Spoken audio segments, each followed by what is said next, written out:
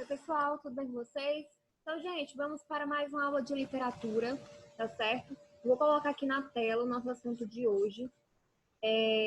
Na verdade, essa é a escola literária que nós iremos estudar durante o mês de agosto, tá? Arcadismo. Então, recentemente, nós estudamos sobre o Barroco, uma escola literária cheia de conflitos religiosos, com muita tensão existencial. As pessoas não sabiam o que decidir, ficavam confusas, né, entre pecado, perdão, céu, terra. Então, nós vimos um período bastante conturbado, cheio de angústia, com um tom meio sombrio, não é? E nós veremos então que o arcadismo, essa escola literária que nós vamos começar a entender, ela é uma escola literária mais light, podemos dizer assim. Uma escola literária mais suave, tá certo? Essa escola literária, ela inicia no século XVIII, tá certo? Onde o homem do século XVIII, ele vai fazer uma opção, tá? Entre religião e ciência, e ele vai optar pela ciência, tá? Entre fé e razão, ele vai optar pela razão. Então, pessoal, essa escola literária, vocês já percebem que vai ser uma escola literária mais objetiva e não mais clara, na verdade, mais simples, tá certo? Então, eu vou iniciar essa aula com essa seguinte frase: penso, logo existo. É nessa filosofia racional que essa escola vai se basear, tá certo? Então, gente, o século XVIII ele ficou conhecido como o século das luzes, tá certo? As mudanças estéticas dessa escola literária terão por base essa revolução filosófica que se chama iluminismo. Tenho certeza que vocês já devem ter ouvido falar sobre o iluminismo, principalmente na disciplina de história, tá? Que a literatura ela tem um vínculo muito forte com a história, entenderam? Então, o século das luzes é baseado nas ideias iluministas, tá? De que o homem vai ser iluminado pelas luzes da razão, do conhecimento e da ciência. Então, pessoal, os criadores do iluminismo, tá? Eles já não aceitam o direito divino dos reis, porque as pessoas entendiam que os reis eram escolhidos por Deus, tá? Para governar. E qualquer pessoa que fosse contra os reis, né, contra o que os reis diziam, estavam indo contra Deus. Então, os iluministas já não acreditavam, não aceitavam essa ideia de que o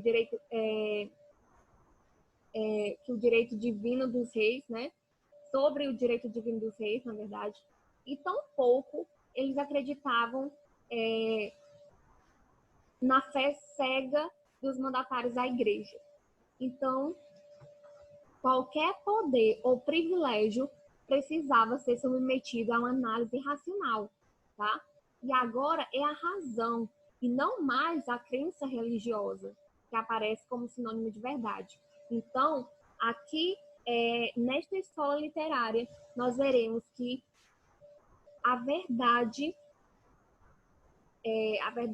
por meio da ciência é o que vai interessar a esta escola literária, tá certo? Então, pessoal, aqui é o contexto histórico, né? O que está acontecendo naquela época, tá? Durante essa estética literária. Então, o arcadismo é o principal movimento literário do século XVIII. Seu contexto ele é marcado, como dissemos anteriormente, pelo iluminismo e pelo avanço técnico e tecnológico que produziram a industrialização e o consequente êxodo rural. Tá? O período é fundamental para compreender o declínio do absolutismo e a ascensão da burguesia. Então, nós percebemos que lá no Barroco, a ideia de lucro para a igreja dizia que era pecado lucrar. Então, quando começou a surgir as ideias renascentistas, né, que já começou como uma espécie de óculos, né, as pessoas começaram a enxergar que nem tudo que a igreja dizia você tinha que aceitar, você tinha que se questionar o porquê, tá? Então, é uma espécie de lente, né? Uma espécie de colírio, as ideias renascentistas, né? Começaram a invadir os pensamentos das pessoas e fazer com que elas se questionassem. Então, pessoal, agora no arcadismo, no século XVIII, a galera estava gostando de lucrar, porque agora eles entendiam que podiam lucrar, né? Que era resultado do esforço, né, e do trabalho deles. Então, a burguesia ela estava crescendo, tá? O absolutismo, né, entrando aí em decadência. Além disso, pessoal, as ideias iluministas também influenciaram a Revolução Francesa, Revolução Industrial, a independência dos Estados Unidos, a Inconfidência Mineira, tá? A Inconfidência Mineira no Brasil. Só que a Inconfidência Mineira, pessoal, ela lutava pela a liberdade da opressão dos portugueses, né? Em relação à opressão dos portugueses no Brasil colônia, né? Então, os inconfidentes lutavam, tá, para se libertar dos portugueses, tá certo? Mas essa revolução ela foi abortada pelo governo, tá certo? Não deu certo, né? O Tiradentes acabou que morrendo, decapitado, enfim. Então, pessoal, o nome dessa escola literária é referente a quê? Arcádia, né? Arcadismo vem de Arcádia. O que era Arcádia? Região campestre do Peloponeso, na Grécia Antiga, tida como ideal de inspiração poética. Então, os escritores do arcadismo, pessoal, eles queriam trazer uma arte mais simples, tá? Para se diferenciar do período de tensão do barroco, né? Então, eles queriam trazer uma arte mais simples, uma arte mais objetiva, tá certo? E assim, eles se inspiravam, tá? Suas obras eram inspiradas nessa região campestre, tá? Segundo a lenda, né? Essa região era um lugar tranquilo, onde os pastores de ovelhas viviam felizes com as suas ovelhinhas, tá? E que tudo era muito calmo, não tinha a correria da cidade, não tinha os barulhos, não tinha as opressões. Então, eles tiveram como fonte de inspiração poética a região da Arcádia. É tanto que vocês vão perceber que os poemas, né, do arcadismo, eles são fáceis de se identificar porque tem essa temática campestre, tá? Vocês vão perceber que alguns elementos vão fazer parte dessa escola literária que vocês vão conseguir identificar que faz parte do arcadismo. Por exemplo, natureza, vai falar muito de pastores, de ovelhas, enfim, nós iremos entender melhor, tá? Então, aqui é só para falar mesmo sobre qual a referência do nome, tá, dessa escola literária, ok? Então, aqui eu coloquei como tema um cenário artificial. Por quê? Os poetas do arcadismo, pessoal, eles estavam lá em Minas Gerais, tá? Vocês lembram da Inconfidência Mineira? Que aquele grupo que se juntou para lutar contra a opressão dos portugueses no Brasil colonial. Então, aquele mesmo grupo são eles que formaram os poetas do arcadismo, tá? Eles que fundaram essa escola literária, tá? E Então, eles, pessoal, estavam lá em Minas Gerais, ok? Moravam na cidade, porém, fingiam ser pastores da Grécia Antiga. Para isso, usavam pseudônimos. Então, quando eles, na verdade, as suas obras literárias, eu coloquei aí como um cenário artificial, por quê? Porque os pastores eram inventados, tá? O cenário era inventado porque eles não estavam no campo, na verdade, eles moravam na cidade, tá? Mas eles se imaginavam vivendo nessa região, tá? Da Arcádia, que foi o que a gente viu aqui. Então, eles se imaginavam vivendo nessa região, vivendo dessa maneira mais simples, tá? Em comunhão com a natureza. Então, para isso, eles usavam pseudônimos. O que é pseudônimo? É um nome falso. Eles, né, inventavam um nome. É tanto que eu coloquei aqui, assinavam suas obras como uma outra pessoa. Ok? E eles também são conhecidos, né, como imitadores dos clássicos, tá? Os poetas do arcadismo são conhecidos como imitadores dos clássicos.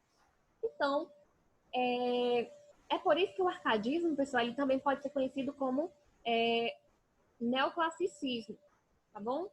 Neoclássicos ou neoclassicismo. Por quê? Porque eles resgataram, tá? A herança da cultura clássica, tá? A cultura greco-latina e renascentista. Como assim resgataram? Eles buscaram alguns preceitos latinos que inspiraram os escritores árcades, tá bom? Então, os escritores árcades resgataram algumas expressões em latim, faziam parte, né, da literatura greco-latina. Eles se inspiraram nessas expressões em latim, como, por exemplo, fugere urbem, que significa fugir da cidade. Então, para os líricos do arcadismo, a cidade não era o ambiente ideal para viver, pregando-se, portanto, a fuga da urbanidade como meta a ser alcançada. Então, para eles, a meta de felicidade era sair da cidade, a cidade que é tão conturbada, e ir para um lugar mais tranquilo, tá? Então, outra expressão em latim que eles também resgataram da herança da cultura clássica, né, como fonte de inspiração, é a expressão locus amoenus. Então, essa expressão, ela está atrelada a fugir da cidade também, tá? Ir para um lugar a menos, né? Um lugar, um ambiente bucólico, ou seja, um ambiente campestre, tá? É o ideal para o homem. Então, a outra expressão em latim que a gente teve uma época que a gente percebeu que muitas pessoas colocavam como status, né? Carpe diem, e talvez não sabiam nem o que significava, tá? Carpe diem significa, segundo esse preceito, é necessário aproveitar o presente, então aproveitar o dia para contemplar a realidade sem preocupar-se com o futuro. Então, esse era o preceito dessa expressão, tá? Aproveitar o dia, não se preocupar com o amanhã, que o dia é hoje, tá? Então, eles aderiram, né? Eu coloquei aderiram à modinha, porque eles trouxeram essas expressões latinas para a estética do arcadismo, tá? Esses ideais de sair da cidade, de aproveitar o dia, de ir para um ambiente mais tranquilo. Então, todas essas ideias foram resgatadas, tá? Da herança da cultura clássica, ok? Por isso que eles são conhecidos como os neoclássicos ou neoclassicismo, ok? Então, a clareza e a harmonia dos temas e nas formas afastaram das produções literárias a linguagem rebuscada e confusa do barroco. Então, o arcadismo ele é só paz e amor, né? Ele é mais tranquilo, tá? A linguagem é mais objetiva, não é rebuscada como o barroco, porque a linguagem do barroco era bastante requintada, uma linguagem bem culta, tá? Então, o arcadismo, ele traz clareza, ele traz harmonia, tá? o arcadismo ele está em comunhão com a natureza, tá? Então, a razão como guia infalível da sabedoria. Então, outra característica aí do arcadismo é a razão, tá? Então, pessoal, os escritores, eles eram tão racionais que eles produzem uma arte com mais equilíbrio, com mais simplicidade, harmonia. Então, é uma arte mais simples, tá? Contraste do seu antecessor, né? O barroco, que era uma arte bem confusa, bem difícil, né? E bem conturbada. Então, como eles eram bastante racionais, eles usavam aí da clareza, da objetividade, da arte mais simples, né? Então, é por isso que a arte do arcadismo, ela traz esses três pilares, né? O equilíbrio, a simplicidade, a harmonia, ok? Então, sobre a poesia Árcade. A poesia Árcade, ela é bastante fácil de ser identificada, né? Além de trazer essa cultura clássica, né? Greco-latina, então, ela também sempre se passa no campo, num lugar tranquilo, tá? Ou seja, a poesia Árcade, ela sempre se passa em paisagens naturais, ok? E isso se chama de bucolismo, tá, gente? Onde o cenário acontece no campo, com pastores, ovelhas, isso se chama bucolismo, tá? Que retrata uma natureza tranquila e serena, certo? Aqui são alguns grandes nomes do arcadismo.